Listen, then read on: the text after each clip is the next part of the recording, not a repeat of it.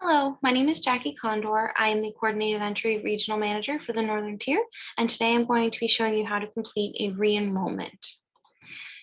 So to begin, we want to make sure that we are on the appropriate client's dashboard, whichever client it is that you're wishing to re-enroll and re-enter that enrollment within Coordinated Entry. So we're going to be using Alice Wonderland. I did search for them the way that I would normally. And I've appeared on their dashboard at this point. So I want to make sure that the coordinated entry enrollment that has been exited is within 90 days of the exit. If they are within 90 days, then we can re-enter this enrollment. And how we're going to do that is we're going to go to the action button here, and we're going to select toward the bottom here, fourth one from the bottom, re-enter the enrollment. Once we click that option, you're going to get a notification at the very top that lets you know the enrollment has been re-entered. We'll click OK, and we can see that the project exit date has since been removed, and the days enrolled has been adjusted to date us back to their original project start date. However, it does not just stop there. So what we want to do is go into the Actions button and edit the coordinated entry client intake workflow. The reason we want to do this is because we want to update their current living situation as well as the preferred counties in which this client would like to reside. So we are going to just verify the information that we have and confirm that this client is or is not fleeing domestic violence and wishes to be anonymous. Alice does not, so we will select no.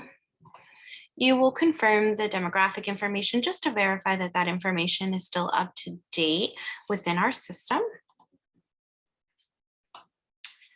We'll verify the additional household members if there are any and make sure that their demographic information is correct and up to date, and add any if need be. This is going to auto select for you because we are re-entering the enrollment. And you'll notice here that Mad Hatter's enrollment has not been re-entered. I will show you how you will do that once we complete the updates within the workflow itself for Alice. Again, just confirming that there's a disabling condition. No changes. And once we get to our HMIS triage assessment, this is where we want to update the current living situation. So we want to make sure that their current living situation is as accurate as can be, so that providers who offer certain services like rapid rehousing or permanent supportive housing can pull them according to that current living situation. So we are going to make sure that Alice is in a Category 1 situation in order to for them to even be eligible for a re-enter enrollment scenario. They would need to be in a Category 1 or Category 4 situation.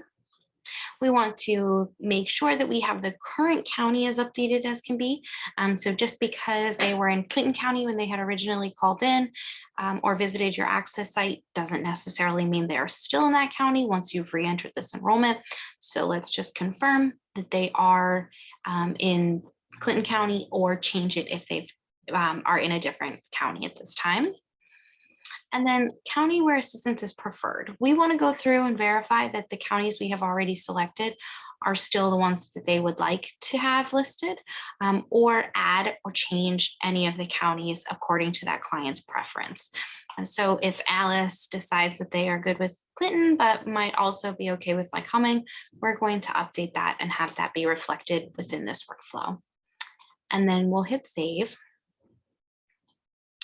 Now, the housing needs assessment, we're going to say no here, but we want to confirm that that VI SPDAT is within 90 days. And so we will do that after we've completed this. Now, it does have us move on to Mad Hatter, which is appropriate because we do want to make sure that this information is all accurate for Mad Hatter as well. And so we're going to switch their current living situation, if their current living situation is also the same as Alice, of course, to place not meant for habitation. And we're going to finish the workflow. Now, the next thing we want to do is come up to our little people at the top next to our client's name in the top left corner. Click on that, and then we're going to click on Mad Hatter and go right to his dashboard. And what you'll see when we get to Mad Hatter's dashboard is that they currently still have a project exit date. We want to go through to the action button here, and we want to re-enter their enrollment as well.